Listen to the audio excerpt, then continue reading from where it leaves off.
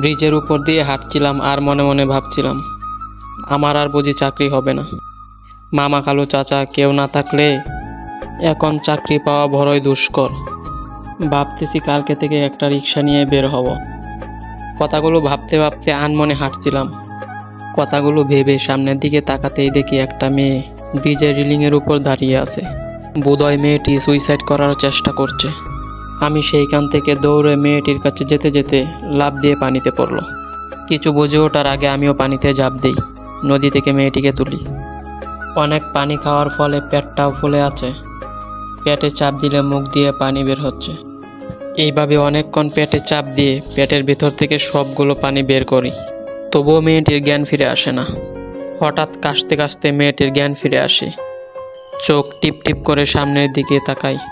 আমাকে দেখতে পেয়ে মেয়েটি বলল, হচ্ছে কি ওঠ। আমাকে উদ্দেশ্য করে মেয়েটি বলতে লাগলো। কে আপনি আর আমাকে বাবা চলেন কেন?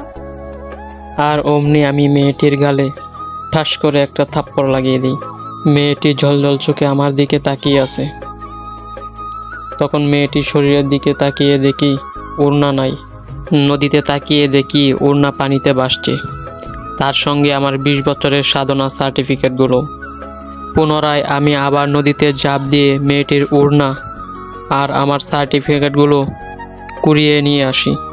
তারপর মেয়েটির দিকে ওড়নাটি এগিয়ে দিতেই মেয়েটি তার শরীরের সাথে ওড়নাটি জড়িয়ে নেয়। তারপর আমি মেয়েটির দিকে রাগে রাগি চোখ নিক্ষেপ করি আর মেয়েটিকে উদ্দেশ্য করে বলতে লাগি, কি হয়েছে আপনার?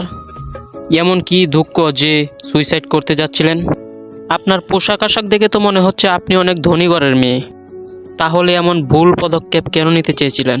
এই আমার দিকে দেখুন, পড়াশোনা শেষ করেছি প্রায় 3 বছর হলো। চাকরি করছি কিন্তু একটাও চাকরি পাচ্ছি না। যেখানেই যাই চাকরি নিতে হলে তাদের ঘুষ দিতে হবে, না হয় মামা খালু থাকতে হবে। বাবা আর কতদিন সংসার দেখাশোনা করবে? তার মাথার উপরে এত বড় ছেলে হয়ে বসে থাকতে নিজেরও কেমন শরম লাগে। আমার থেকে কি বেশি দুঃখ আপনার?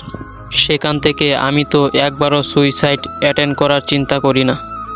আর আপনার মনে বা কিসের দুঃখ যে সুইসাইড অ্যাটেন্ড করতে চেয়েছিলেন? মেয়েটি আমার কথা শুনে নীরব দর্শকের মতো বসে আছে।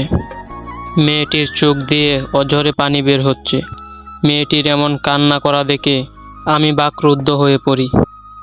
পুনরায় মেয়েটিকে উদ্দেশ্য করে বলতে লাগলাম, আচ্ছা, আই এম সরি আপনাকে এই সবগুলো কথা শুনিয়ে দেওয়ার জন্য।